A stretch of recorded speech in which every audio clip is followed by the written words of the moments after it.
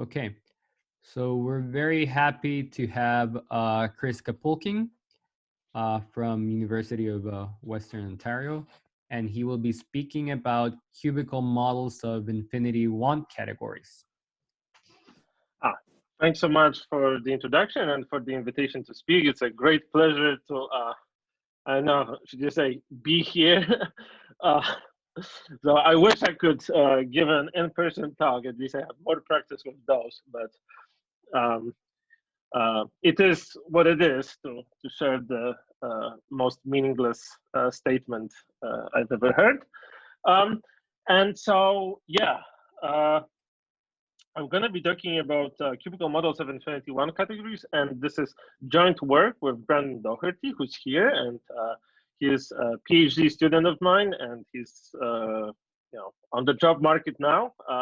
And I can tell you that he's been the driving force behind this project, and yeah. So whenever there's any recognition that you would like to attribute to all of us, more of it should be given to Brandon than to anyone else. But it's also joint work with Lindsey, who was a postdoc here at Western, and Christian Sattler, who is currently in Gothenburg in Sweden. Okay, so I wasn't quite sure how to structure it. And one other thing, as I was telling Manuel just before we started the talk, is I have no idea about time and how long things may take. So I don't know, that may be over in 15 minutes, or in 2 hours I'll still be talking. I hope not, but we'll see. So before I jump into cubicle sets, I want to start by quickly recalling things about simplicial sets. And I hope I'm not offending anyone's intelligence here, but if I do, I apologize.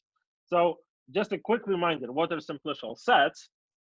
Well, simplicial sets are, it's a presheaf category that I'll denote with S set, and these are presheafs on this category delta, and this category is a category of linear orders, non-empty linear orders, and finite. And yeah, so these orders look like this, and the maps between them are monotone maps. And I'm very deliberate about those inequalities being weak rather than strict, in that monotone maps preserve them weakly. So you can map everything to one element. Okay, so there are some special maps that I'm drawing here. So obviously there would be more maps between, say, 2 and 1 than just those that I have over here, but I'm only drawing those that can generate everything. And this category plays an important role in homotopy theory, in that it carries what's known as the Cullen model structure. So what's Cullen model structure, or what's model structure in general? A model structure is just a way of equipping a category with a structure of 3 classes of maps: cofibrations, fibrations, and weak equivalences. And these maps are kind of telling you everything you might say about the homotopy theory presented by this category. And in particular, we really care only about weak equivalences, but cofibrations and fibrations let us do some computations. I'm not going to state the definition of the model structure, but if you have some intuition as to what a fibration is of spaces, or cofibration of spaces is like an inclusion of subcomplexes, then you have some intuition what the model structure is.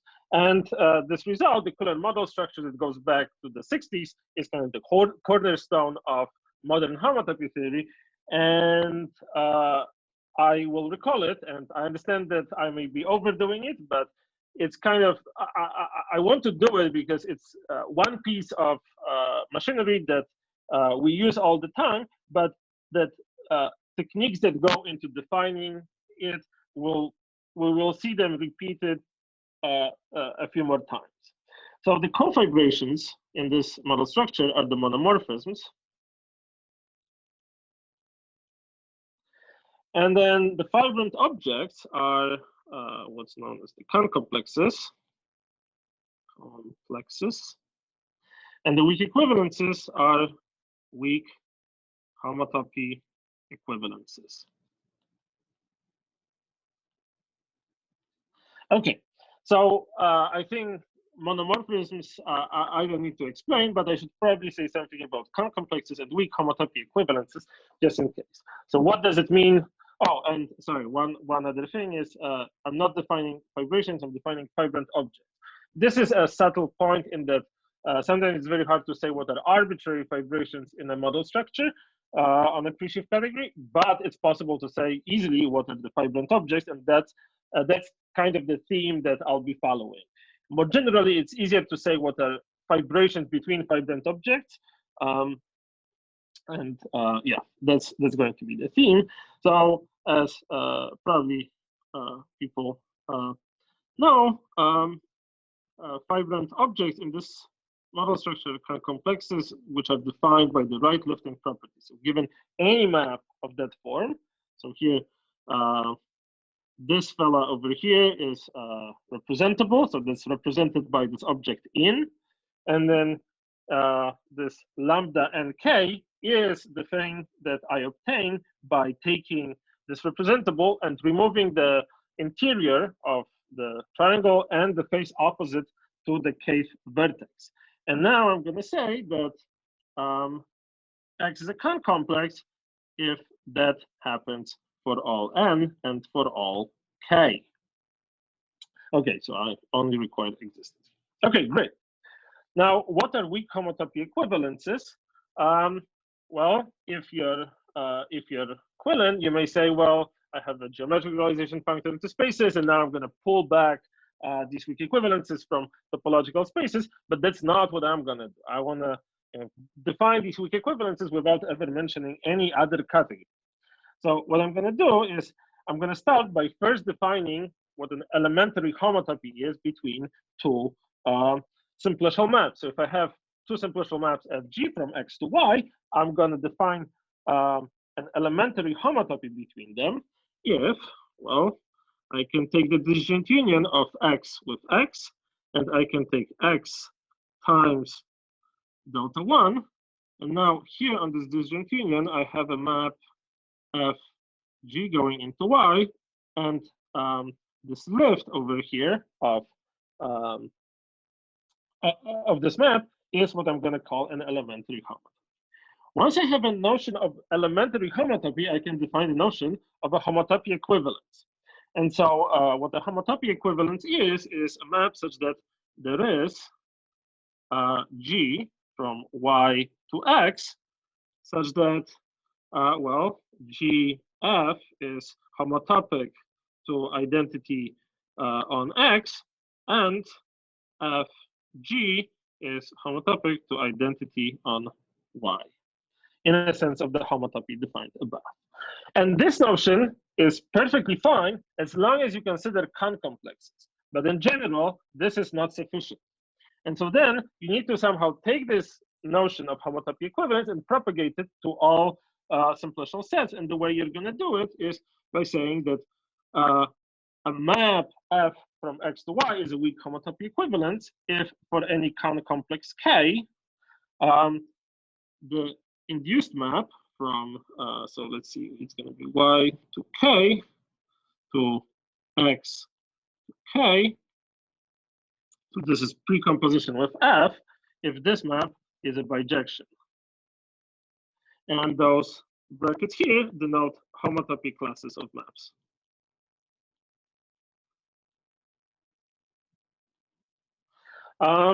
So this gives you a complete description of the Quillen model structure, and it gives you this description in a way that's just inherent to simplicial sets. It doesn't require mentioning any other category, and it kind of also gives you a recipe for constructing other model structures. And this model structure, as I mentioned, is a model structure that's used in modern homotopy theory because it's equivalent to the appropriate model structure in topological spaces, and it, as such, it presents the homotopy theory of infinity groupoids. Okay, so it's important. Okay, So maybe before I move on, I'll take a drink of water and ask if there are any questions. So feel free to.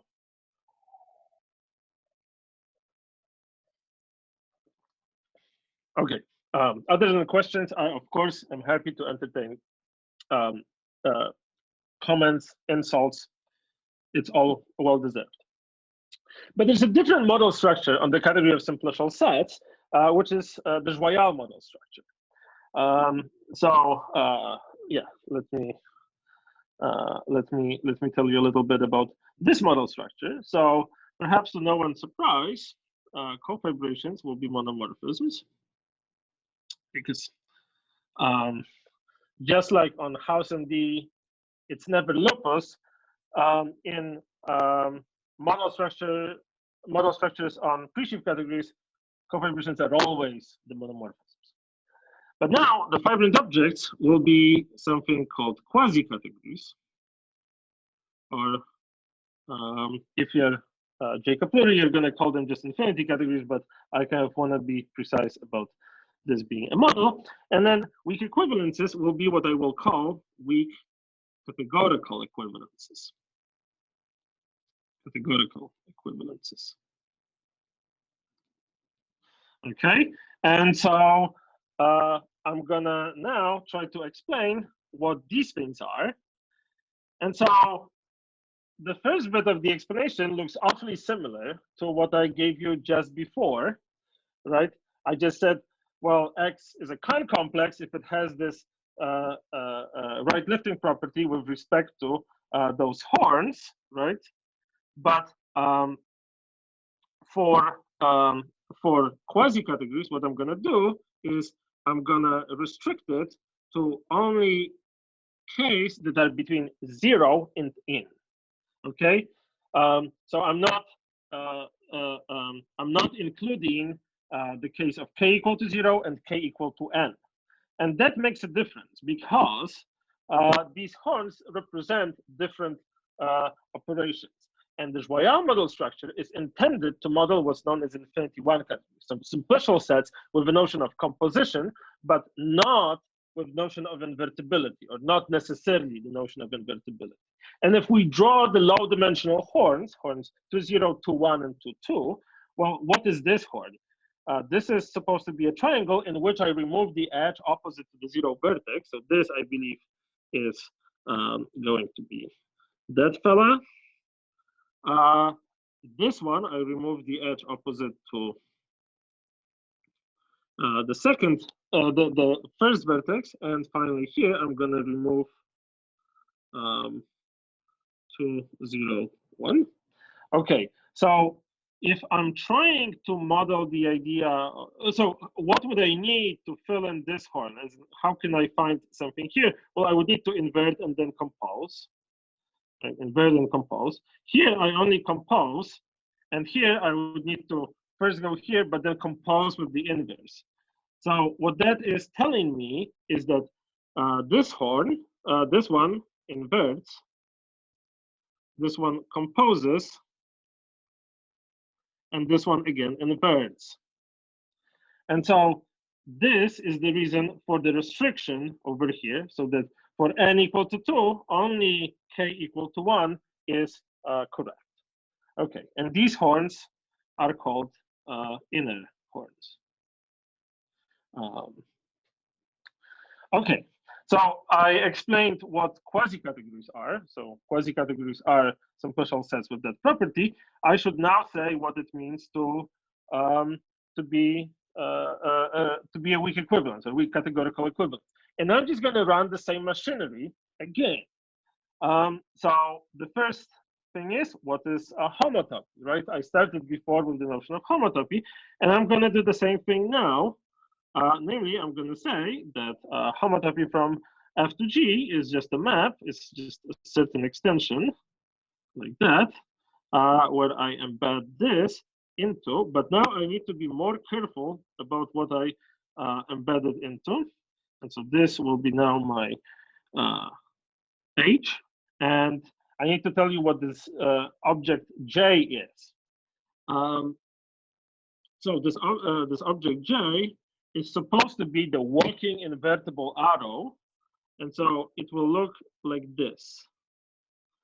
I'm gonna have equalities here, equalities here, like that, and I'm gonna have simplices filling that in. Okay, so the thing is that for the Quillen model structure, all I needed was this idea that my interval could be very simple, just a single directed interval, because my fibrant objects had in them the notion of invertibility. However, now that my objects, my quasi-categories, don't have in them the notion of invertibility, I need to build this notion into the notion of homotopy that I'll be using later on. And so rather than simply using delta 1, I need to use J, which is this arrow, but then I'm adding to it its left and right inverses. There are other choices than J, but J is kind of the nicest one. But now, once you're comfortable with this, the rest of it is just as it was before, right? Once I have the notion of elementary homotopy, I can talk about equivalences, categorical equivalences. That is to say, I can say that a map F is an equivalence if there is a G such that those two things hold, that there are such that there are those two homotopies. And again, that will only work for fibrant objects. And so I'm going to propagate it by homing into quasi-categories, right? And this is, if you look at how I constructed the Quillen model structure, I now constructed the Joyal model structure in the exact same way. Okay. Chris, would you get the same answer if instead of that model of the interval, you had used like S infinity with the north and south pole as the two ends? Yes, absolutely. So if you use S infinity, by which for which you can take something like the free, like the nerve of the free groupoid with two objects, right? Or the, I guess, classifying space for Z-mod 2. Universal total space. Total space. Yeah, exactly. The total space for the yes. So the only reason why I would prefer this is that here I can really draw all the simplices. But there are many choices that you can make here. Yeah. I think since you only care about the pi 0 of the mapping space, it doesn't matter in some sense. Yeah. So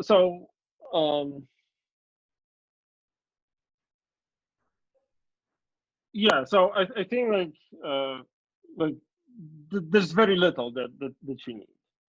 Yeah. Yeah. Okay. Cool. So so I kind of already advertised this observation, but it's due to Trzynski, and I'm obviously like greatly simplifying all the contributions that Trzynski made to get this thing to work. But if you look at how these model structures are constructed, right, like you can run 1, 2, and 3 as soon as you choose something that looks like an interval, or at least multiplication with an interval, right? Like once I tell you, oh, the interval is delta 1, it's J, or it's S infinity, right? Like you're good to go, right? Like you'll know exactly what to do. Like this is just a machine, and you just keep repeating same thing. So this is, I think, in his from his PhD thesis, which has a French title, which I believe is pronounced "le blé de blé blé blé." Anyway, so moving on, we next talk about cubicle sets. So yeah, I kind of advertise this talk as cubicle sets. I spend almost half of my time talking about simplicial sets. I hardly said anything cubical. So what the hell are cubicle sets? Well, cubicle sets will again be pre-sheaves. and some category, but it's slightly harder to say what this category is. So its objects are things that look like cubes. So this is like this interval 0, 1, and now we raise it to the power of n, and we can also look at it as subsets of the set with n elements. But now the morphisms will be some monotone maps.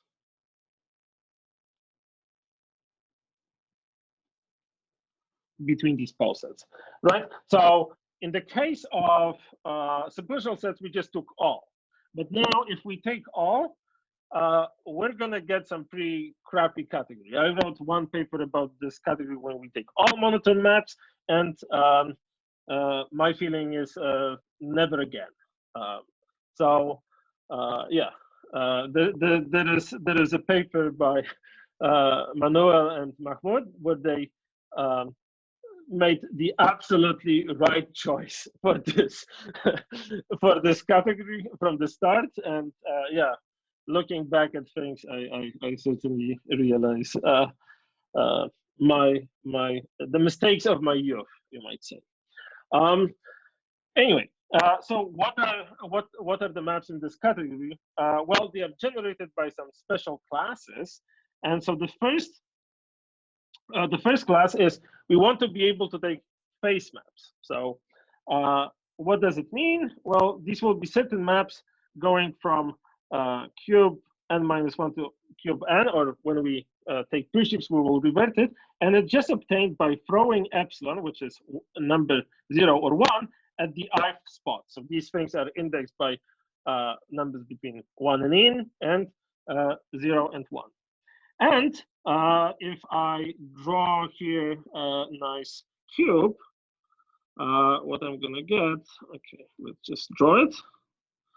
So how are these faces, right? So this is my drawing for n equal to 2. I'm gonna call this thing S. So S is this whole 2 cube. And now if I take S and I do it, I need to order my directions. So I'm gonna say that this is the first direction, this is the second direction. I think it has something to do with, this is like X, Y. So X is the first one. So this one is, I'm taking the first direction, oops, I'm taking the first direction and I'm setting it equal to 0. And here I'm taking the first direction and I'm setting it equal to 1. And here I'm taking the second direction and I'm setting it equal to 0. And here I'm taking the second direction and I'm setting it equal to 1. So that's how you take faces of a cube, right? And for n equal to 2, these things are supposed to be indexed by numbers between 1 and 2, and then 0 and 1. So we're good. The next thing that we do is we need to have degeneracy maps. The degeneracy maps are induced by simply taking a sequence of 0s and 1s and removing the ith element from it. And that gives me a sequence that's 1 shorter. And so if I have now some f that looks like this, I can draw this thing into different ways. I can take the degeneracy of it into different ways. Namely, I can do this, or I can do this. So this will be f, and this will be f. And now the first one that I have here is constant in the first direction. So that means that this one is constant in the first direction, so I must have removed x1, so that's going to be sigma 1, and this one is constant in the second direction, so that's going to be sigma 2. And if you feel like there's any justice in the world, then we should be done at this point, right? We have faces and degeneracies. That's exactly what we did for simplicial sets, but it turns out that we're not quite done yet. Because, well, let's face it, there's no justice in the world, among other things, right? So this lack of justice manifests itself in the fact that we need what's known as connections. I mean, there are other manifestations of lack of justice in the world, but we'll focus on that one for the time being. So what are connections? Connections are a different kind of degeneracy. So there are two kinds of connections, what you can call the max connections and the min connections. And so they are indexed by numbers between 1 and n-1, and then epsilon being 0 or 1. And a connection takes a sequence and takes, well, one of the connections takes max of the two elements in the sequence, and the other one takes min. And this numbering may be confusing, but it's there for a good reason. Okay, and if we want to draw them, then let's see, we're gonna get something that looks like this. If this is my f, then I can do, so let's do max first. So max looks like this. This is f, and so this is f gamma I 0, and I can also do the other one, which looks like this, f, and this is f gamma. Sorry, this is supposed to be 1, 1, 1. Okay, great. Yeah, so this is something that you wouldn't be able to obtain by just taking phases and degeneracies, because like now you're maxing two things. You can't just get it by removing and inserting, by removing certain things and then inserting zeros and ones, right? And so two quick remarks that I want to make is that we're trying to be as agnostic as possible about the choice of the cube category. So sometimes we may consider it without any connections, although that's for that a lot of results wouldn't work. And sometimes we consider them with one connection but not the other, and sometimes with both. So it's not that we're trying to limit that. Instead, we're trying to have like our results are, all results are true for the category of both connections. Almost all, like all except like a tiny one towards the end, are true for all three versions with one of the connections. And I see there's something going on in the chat. So yeah, people were asking if these were the same as Ronnie Brown's connections, and I said yes, they are. Right? They were introduced by Brown. So there is a tiny difference, right? Because the way Ronnie Brown considers it, I think these are extra structure on fibrant objects, right? That you assume that these, so your cube category would be the plane category, but then when you talk about fibrant objects, you would say that they have connections like that. Okay. Whereas we build them in as the structure into the site rather than into the that's how I did it model with, structure with Mahmoud as well. And I thought, really? Oh, okay. I thought no, I mean I thought in some other papers of Ronnie Brown he considers the site of connection, well, with connections. I don't know, maybe. Okay. I admittedly haven't. It's the same idea as Ronnie Brown. Oh, okay. So maybe there are, maybe it's like Wittgenstein, right? There's early Wittgenstein, there's late Wittgenstein, and maybe there's early Ronnie Brown. Yeah. But so I know that like morally they are the same, and yeah, there's probably some work in which they are really the same, but there's also something where it's slightly different. But anyway, yeah, okay. So as I was saying, our cube category, we will try to be as agnostic about the specific choice of the cube category, not to limit the results, but rather to have them hold in as many cube categories as possible. And then one other thing that people don't realize is that cubicle sets were actually studied first before simplicial sets, and then kind of simplicial sets took over. maybe because I think it may be like the iPhone effect, where there's just one iPhone, whereas many different like phones, like Galaxy this, and yeah, simplicial sets are just one thing, whereas cubicle sets have all those varieties. But the thing is that now you have all kinds of varieties of iPhones, so no other. So let's have a quick comparison between the two. Sorry, could I ask a question? Sure. It's maybe a very naive question, but I don't understand in the pictures that you drew above, what is F? So what is the thing F is just a one cube, right? And so I'm saying how I can use this connection to regard a one cube as a degenerate two cube, right? And I can do it in two ways, right? Like the same way I did it here, where I can regard a one cube as a degenerate two cube in different ways. Like degenerate, I can like imagine it being like squeezed this way or squeezed that way. Yeah, I don't understand what you mean by one cube, but maybe that's okay.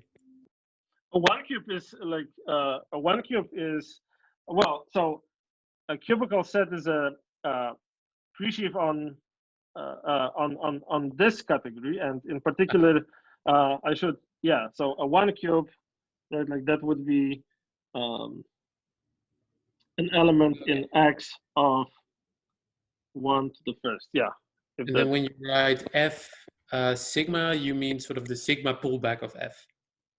Exactly. Yes. Precisely. Yeah. Thank you. Cool. All right. Great. Yeah. So so now going back to simplicial sets versus cubicle sets, right? I have representables here, and I have representables here that I'll write like this. Here I have horns, and here I have what's known as the open boxes. So the open boxes are obtained by removing the appropriate face, and so they are denoted like that. I think the notation is supposed to mirror the notation for the horns. The only thing is that that's the worst possible way to open a box. If you think about what this geometric picture represents, no one opens boxes like that, especially if there's anything important in the box. And finally, simplicial sets have this notion of an interval here, and cubicle sets have the notion of an interval over here. And now, what's the difference? So in some sense, they're supposed to be the universal category with an interval. Universal in what way, you ask? Well, they both contain this object 1, which I think of like a walking interval in the category of categories, but then simplicial sets close this under taking joins, right? So how do I get the two simplex out of one simplex?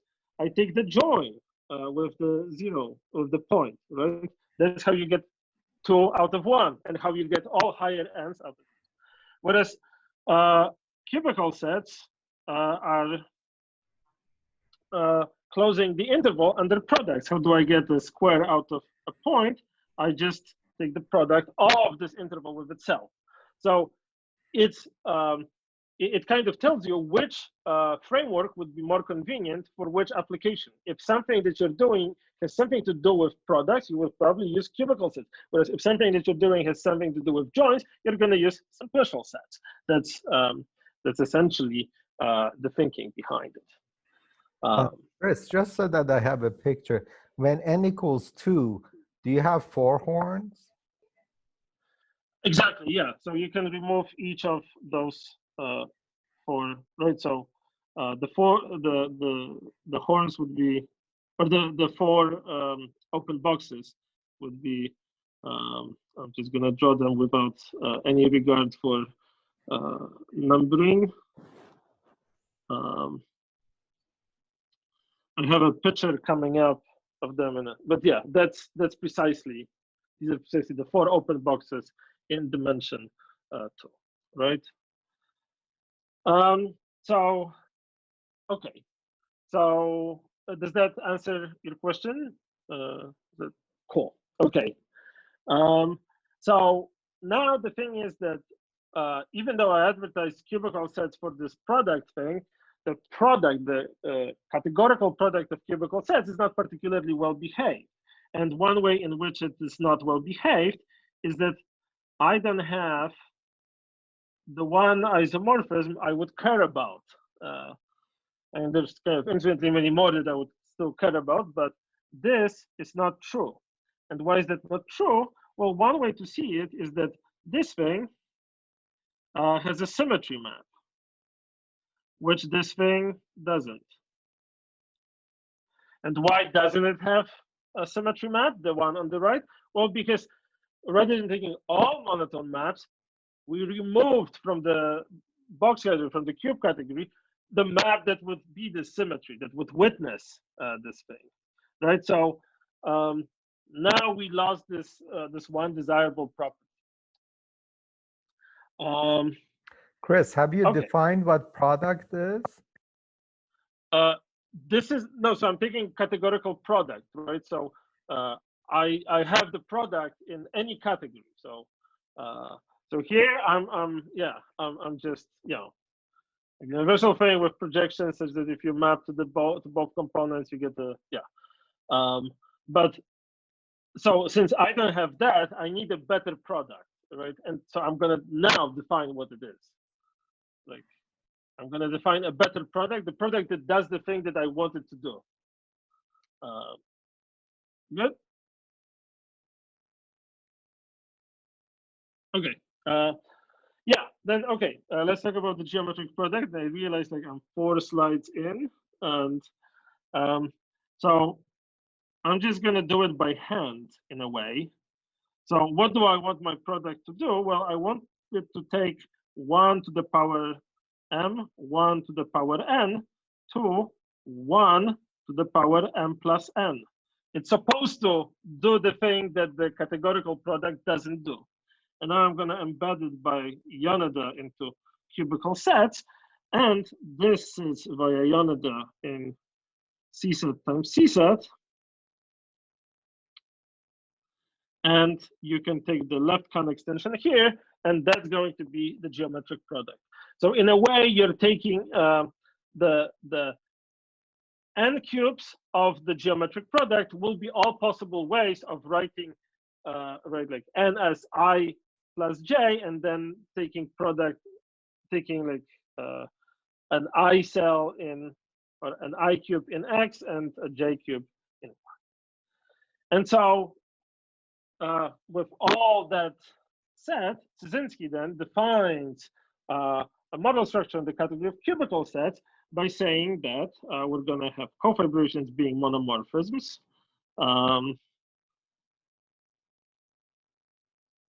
Monomorphisms. The fibrant objects would be what I would call cubicle concomplexes. And the weak equivalences will be weak homotopy equivalences.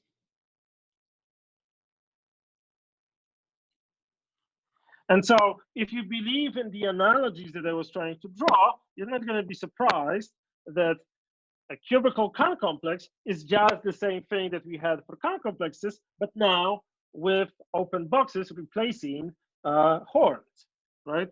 That's what we're going to do. And now for weak homotopy equivalences, we're going to do the exact same thing we did before. We're going to tensor with the interval, and we're going to run our usual machinery. Nothing surprising, right? So once you phrase things for simplicial sets in the right way, the things for cubicle sets kind of work in the only way you can possibly phrase them. Okay, so this model structure is constructed without ever mentioning anything about simplicial sets or cubicle sets. And so how do you compare the two? Well, you define the triangulation functor. And so that's the functor that's given by certain co-cubical object in the category of simplicial sets. And so if I have the combinatorial n cube, I can just send it to the simplicial n cube, right? So I take delta 1 and I raise it to the Cartesian power of n. I embed that into cubicle sets, and now I get the usual adjunction, so triangulation, and its right adjoint by doing this. And here on the right, I wrote the formula, right? So what T does is it takes all the cubes, n cubes inside of X and triangulates them, right? Whereas what U does is it maps out of cubes that are made out of simplices into Y, and that gives you this whole structure. And Ciesielski shows that this adjunction is equivalent between his model structure that I just described above and the equivalent model structure on simplicial sets. So both of these categories present infinity groupoids. And you may think, oh, this must be very, very easy. And the unfortunate thing is that it isn't. So this result of Ciesielski is very hard and indirect, I would say. So it requires the theory of test categories. So that's a concept introduced by Grothendieck and then really developed by Maltsiniotis and Ciesielski. And the reason for that is you really cannot possibly understand either the unit or the co-unit of this adjunction. Like this U, this humming out of this thing is really, really complicated. And it's very hard to describe it in any way. So Ciesielski, in order to prove this result, needs to go into extreme, extreme measures called using test. Okay, so here is the landscape, right? Here is the landscape. There are infinity groupoids and infinity one categories. There are simplicial sets and cubicle sets. And now there's only one thing missing. And so that's where we fit in. So I'll try to briefly describe how we do what we do. So what should be a cubical quasi-category, right? Like which open boxes should be inner and which open boxes should be outer? Like which open boxes invert and which open boxes compose? The same way we were trying to identify that for simplicial sets. Well, here are the four open boxes in dimension 2. And if you think about it, how do I get a filler over here? Well, I need to compose, but then invert, right? So this one you conclude is outer, right? Like it requires inverting. Okay, what about this one? In order to get from here to here, I need to compose, but then again invert. Not good. This one's also outer. Okay, what about the third one? This one, oh, I need to invert and then compose. That's also outer. It requires inverting. What about this one? Maybe this one works, and surprise, surprise, it doesn't. Invert and then compose. So this one is also outer. Okay, so yeah, all open boxes in cubicle sets are outer. So what are we gonna do? We're gonna just designate certain things to be marked. And so what that means is I'm just gonna postulate that these things are weak equivalences of some sort, or equivalences more general. And so this leads us to the notion of a marked cubicle set. So what is a marked cubicle set? It's a pair X, where X is a cubicle set. And then W is a subset of its one cubes, right? So these are the marked one cubes. And the only restriction they have is that they contain all degeneracies. Okay, so I think about those marked edges as being some sort of isomorphisms, equivalence or something. And the degenerate edges, the degenerate one cubes, are supposed to be identities. So whatever my notion of isomorphism is, it ought to include identities. So that's the notion of a marked cubicle set. And I have the whole category of marked cubicle sets, right? And I have a forgetful functor from marked cubicle sets to cubicle sets. I have a forgetful functor from marked cubicle sets to cubicle sets, and this functor has two adjoint functors. So both left and right adjoint. So this one is the minimal marking. And so what that means is I only mark the degenerate cubes. Those must be marked, so I'm marking those. And the opposite is the maximal marking, and this marks everything. All the one cubes are marked. And so, in our quest to construct a model structure on cubicle sets that would present infinity one categories, we make the first step by constructing a model structure on marked cubicle sets using this idea. So cofibrations in this model structure will be monomorphisms, per usual. I should just fill that in. The fibrant objects will be marked cubical quasi-categories. And the weak equivalences will be marked weak categorical equivalences.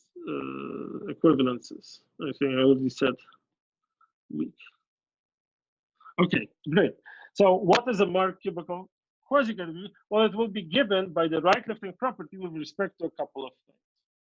So the first thing is I need to have those marked open boxes.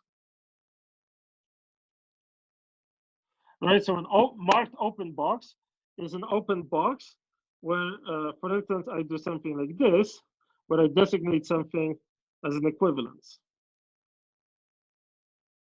Right, so I'm not just taking open boxes, but I need to, oh, sorry, that's not the one I'm marking.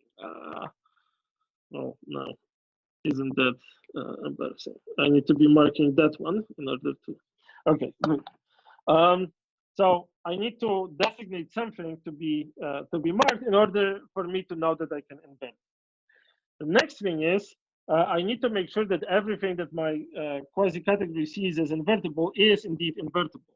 And so I need to find a replacement for J, and this is the cubicle set called K, which looks like this. So this is what the walking isomorphism would be for cubicle sets, right? Like where I have these things. And now the only thing I want to say is that my quasi-category would feel like this thing is an equivalence, so it should be marked. So I'm going to put an equivalence here. And finally, something called 3 out of 4 maps. So that means that if I have a square in which 3 maps are designated as equivalences, then so is the third map, the fourth map.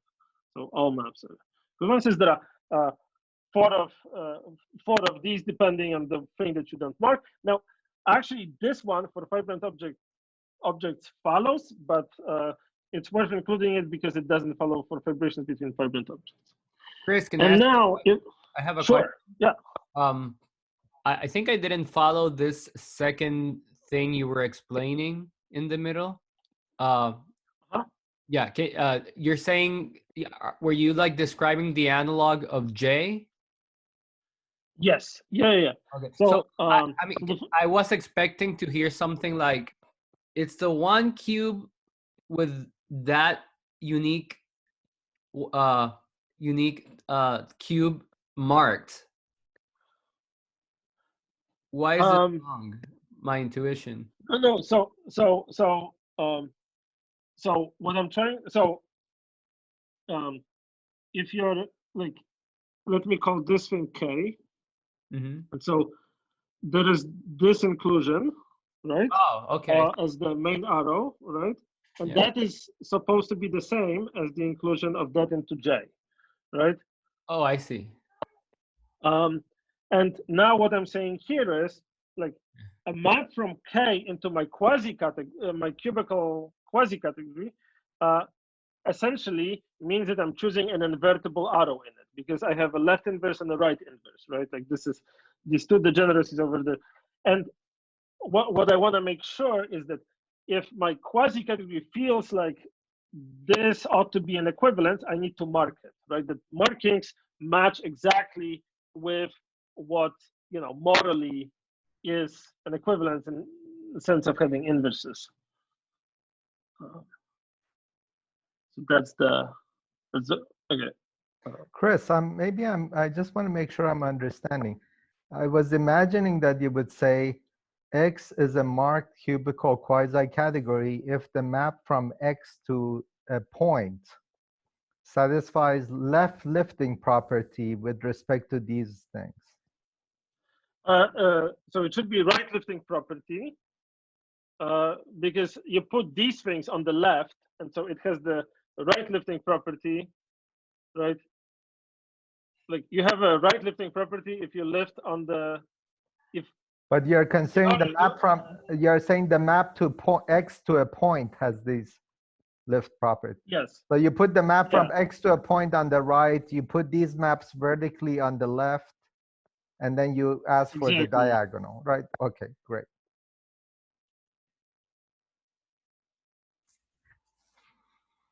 Yeah. And this would work to define also what the fibration is? Exactly. What the fibration between fibrant objects, that's an important one, not general fibrations. So for simplistic sets, you say, for quasi-categories, you say general object, but here you say I mean, for complexes, you say general objects, but I understand. Okay. Yeah.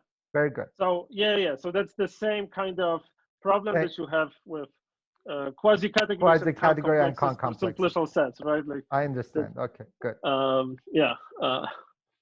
It's much easier to say what's incorrectly what's an a cyclic cofibration in the Joyal model structure, as many people have. Yeah. Okay, thank you. Yes. Cool. And and here for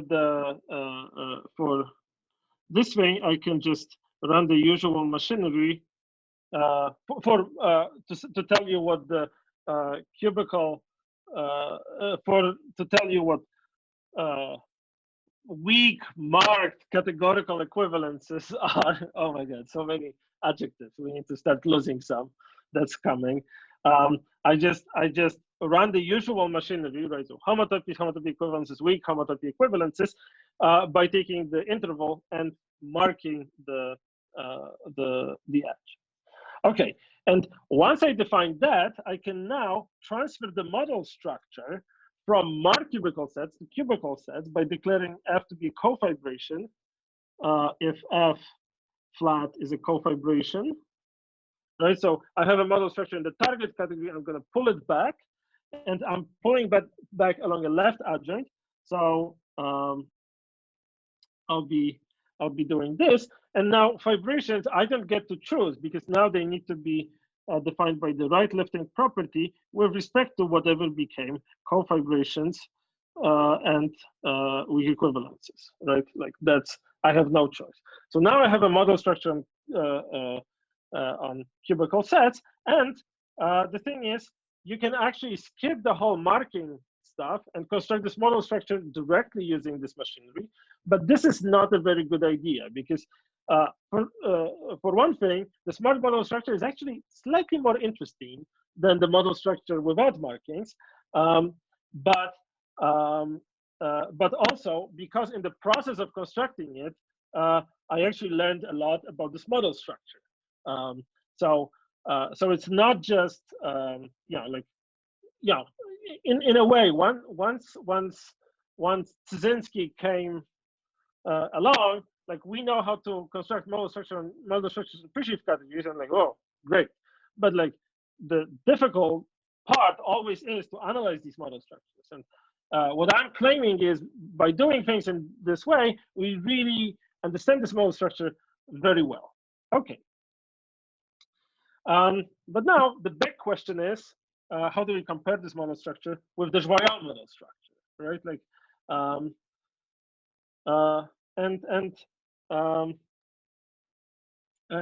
the first thing is, it's very easy to show that T is a left Quillen adjoint, right? So it preserves cofibration and cyclic cofibrations from our model structure on cubicle sets to the Joyal model structure on simplicial sets. However, showing that T is a Quillen equivalence is very, very hard. And it was done by Cieszynski using, for infinity group points, it was done by Cieszynski using the theory of test categories. But this theory is not available for infinity one categories. Right, like there's no such thing as this theory for something like Joyal model structure. It would be great if someone developed it, but that seems currently almost out of reach. So, the big thing here is that we use Can the I theory make of a cones. comment? Yeah. Yeah. It seems that you used you're using connections here, right? Or I mean, so everything that I've done so far doesn't require connections. Oh, okay. I was going to ask if there's a theory for strict test categories from which you can model infinity one categories, but if you're not using connections, then okay. Yeah, no. So yeah, it's true that the cubicle sets or the plain sight of faces and degeneracies gives you a test category structure, and then when you add one connection, both connections, you get the strictest category. But test category theory is really something designed for infinity group points, and so for infinity one categories, neither strict nor like weak test or local test categories, nothing like that is available. So that's really a bummer. Yeah. And yeah, we really need a different approach. And so this is really where the genius of Brandon Doherty comes in. And so the first thing is you need what's known as the theory of cones. It's not known as that because it's so I'll tell you what the cone on a cubicle set is.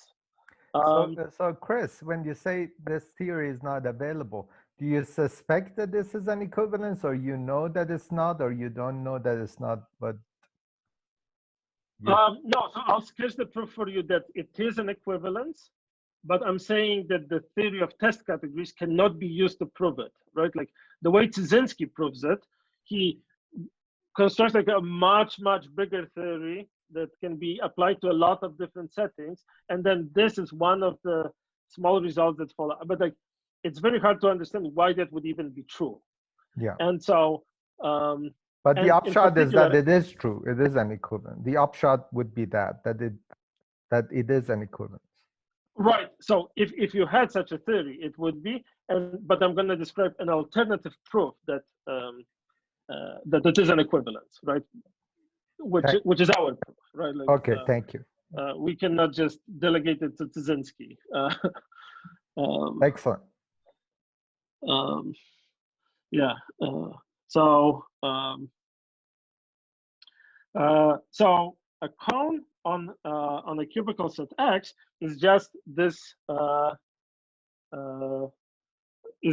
thing, right? So you would hopefully believe me that this is just a cylinder, and then I'm collapsing one of the endpoints of the cylinder into a point, and so it really looks like a cone. And now this is where I'm using a connection because I can show that this thing is a monad, and the monad structure on this, the multiplication, will require using a connection. Okay, and so just to give you a taste, maybe a very quick, since I'm out of time, like way out of time.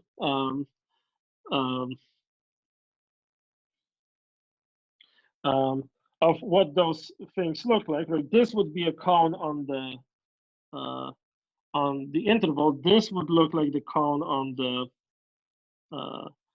the square, right? So you may get a sense of why we would be interested in that theory, because it's a way of building something simplicial. Cone is just, you know, joined with a point into the simplicial sets. In particular, we can define these objects QNs by taking iterated cone construction on cube naught. And this will give you a simplicial object in the category of cubical sets. Why? Because if you have a monad gives you a monad gives you a co-simplicial object in the category of cubical sets. Let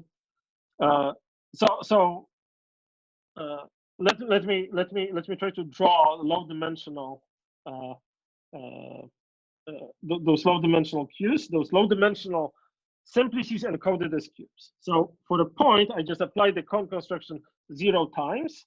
So I get the point. Now, if I start with a point and I do an interval, I'm going to get, and I'm joining it with a point, I'm taking cone on that, I'm just going to get the interval. But now something more interesting happens in this case when I start with a, by doing this cone, and then I'm just gonna quotient this one face to a point. So this really looks like a 2 simplex, but encoded as certain quotiented cubicle set. And finally here, what's going to happen is, I'm terrible at drawing it, so I apologize for what it's going to look like, but here we go. I'm gonna now quotient this entire face to a point, and then I'm gonna take this front face and quotient it to an interval, right? And what that's going to give me is exactly a tetrahedron. And so this co-simplicial object gives me an adjunction between simplicial and cubical sets via the usual thing. So on the one hand, I can take a simplicial set and replace all the simplices with Qs and build a cubicle set this way. And on the other hand, I can take this this integral and come out of Qs. And so this thing goes back to so we knew these functors earlier on. They appear in particular in a paper with Zach Lindsey and Liangzi Wang, which has very long title and it's a very short paper. I don't remember the entire title, unfortunately, it's too long. But it starts with a co-reflection of some sort. And what's the big, like, and these functors really come from even earlier work on straightening and straightening. And so in particular, Q is straightening, the integral is unstraightening, so it's like a Grothendieck construction. It's category of elements of a functor, therefore it's denoted with the integral. And what these things do, like the best way to understand these things is by understanding the unit and co-unit of this adjunction. So it turns out that this thing is an isomorphism. And so we take a simplicial set and build it and make it into QX by building it out of those degenerate cubes. And then we pick, using the integral, only those degenerate ones. But these are all the ones that we use to build it. So everything happens here. So this means that the whole adjunction is really a co-reflection of simplicial, right? So simplicial sets sit inside of cubicle set as a co-reflective subcategory. But then the co-unit of the adjunction is you take X, you apply the integral, and the integral just picks out inside of your cubicle set all those things that are built out of those degenerate cubes that I described here, and then Q embeds it back. So this is a monomorphism. Okay, and that's second big result. And so what you should keep in mind is that although Q and integral seem are harder to define and maybe harder to understand, they're much, much easier to work with than the triangulation. And so the big theorem. Can I ask one question? So, to build these Qs, can I think of it as like you're triangulating the cube, you get n factorial many simplices, and you're collapsing to like one of them that is at one corner? Right. So I would say it's better to think about because triangulation for the 3 cube you get 6 tetrahedra, and then you're collapsing all of them to the corner one, so you have like 5 of them collapse, 1 of them remains as is. See, so here is one slight issue. So if you take something like the integral of the 2 cube, that's going to be the boundary of the square. It's not going to be the whole square, right? So I'm not triangulating, and then like if I first triangulate it, then it would have a full triangle inside. But because those Qs are quotients of representables, it really, like if you're like a full-size square, it tells you like, I don't care about you. I only care about things that are like squeezed appropriately, right? Like only about those. So it's like extremely counterintuitive, right? Like it's what I'm trying to convey here. Does Qs give a Simplicial object in cubicle sets? Is that it? There's a co-Simplicial object in cubicle sets. Yes, exactly. Okay, we can talk more about that. Okay, so yeah, maybe I know that it looks like I barely started, but I'm almost there. So just bear with me for 2 more minutes. Okay, so so the big thing that we need to show is that Q that this monomorphism that I described over here is really an acyclic cofibration. It's not just a cofibration, but it's an acyclic cofibration. And this thing is essentially done by observing that you can build it. So this object is a subcomplex of X that's built of those things that look like Qs, right? Like it's built of like sufficiently degenerate cubes. Now X is like the whole thing. And now how do we get from one to the other is glue in less and less degenerate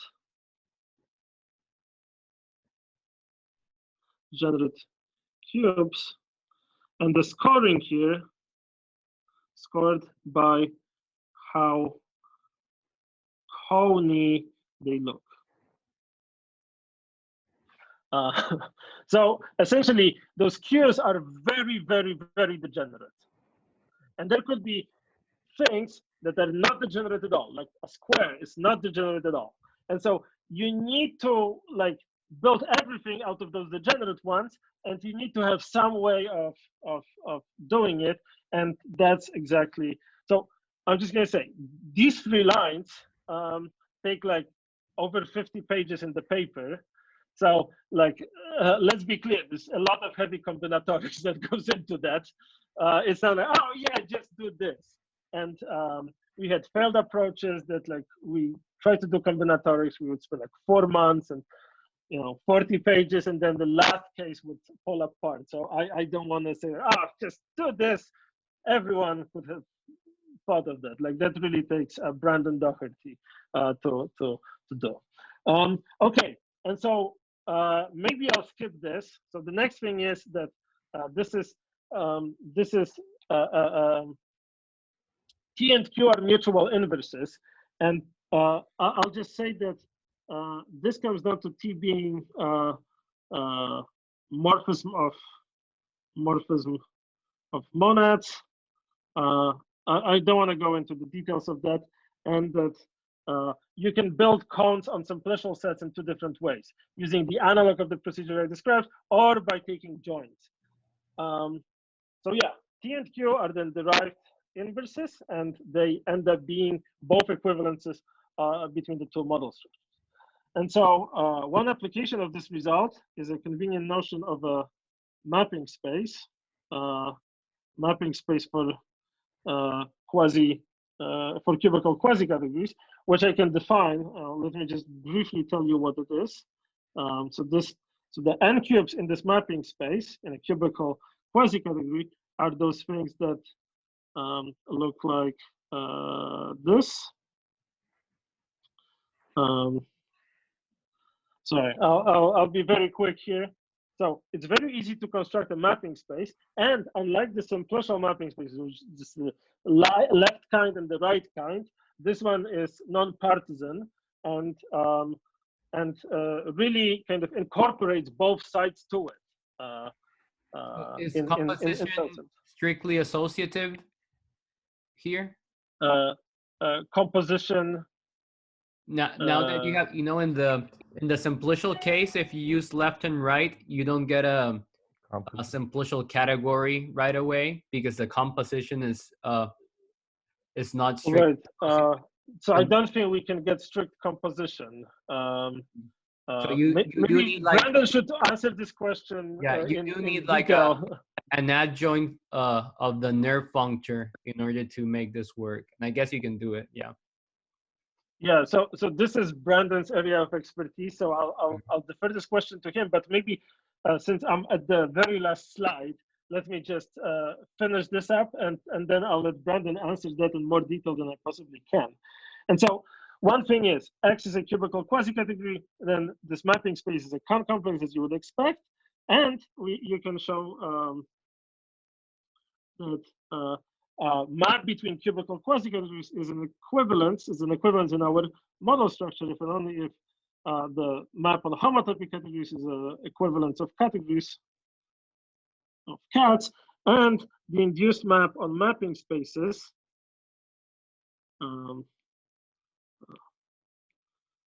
so x0 x1 to map y fx0 fx1 is equivalence of infinity groupoids. And one upshot of that is that by then using functors Q integral T and U, we can get the analogous result for quasi-categories by translating the problem for quasi-categories into our setting, giving our proof, and then translating back. And I would claim that our proof is actually simpler, even when you go through the whole charade, than the proof given by Charles Reskov, this result. Okay, let me quickly jump to conclusions. So why do we care at all? The first thing is we have a new model of infinity one categories, and more models is better than fewer models.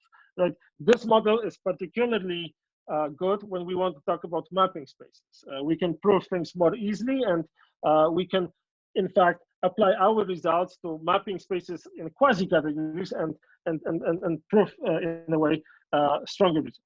Our marked case in particular accommodates a lot of things in the middle. So Ayala and Francis have this theory of flagged infinity one categories, and it seems to me that the natural setting for those kinds of things is exactly in marked cubicle sets. We finally understand how the simplicial cubicle translation works. So in particular, we have a new proof that the two model structures for infinity groupoids on simplicial and cubicle sets are equivalent without using the theory of test categories. So that's an important result, because now we really understand this translation. And conversely, now that we understand how this general theory works, we can think about a similar general theory of what kind of shapes can be used to model infinity one categories in general. So, yet another contribution towards a synthetic theory of infinity one categories, similar to what Emily Rio and Dominic Doherty. And so the main reference for this is this paper that is on the archive. And what's next? Very quickly, you can take the ideas of markings to their natural conclusion, and you can also define models of infinity n categories and talk about phenomena there using cubicle sets, marked cubicle sets. The general theory of counts with some examples is developed by myself and Lindsey. And finally, I should mention that like so far I just gave you the model, but no theory. So the theory of cubicle quasi-category is similar to what Jacob did in this book and what André Joyal did in his notes, is being currently developed by Philip Choi, who I know he was here, but is a fourth-year undergraduate student at Western. So this theory that we produce here is at least easy enough for an undergraduate to understand, right, and develop. And he can prove results about slices of quasi-categories and so on. So it seems to me that that's one of the ultimate ways in which we can eventually teach undergraduates about infinity one categories. Okay, so that's it. I'm done. I'm sorry for going over time. I prepared for 15 minutes. So let's thank Chris for the nice talk.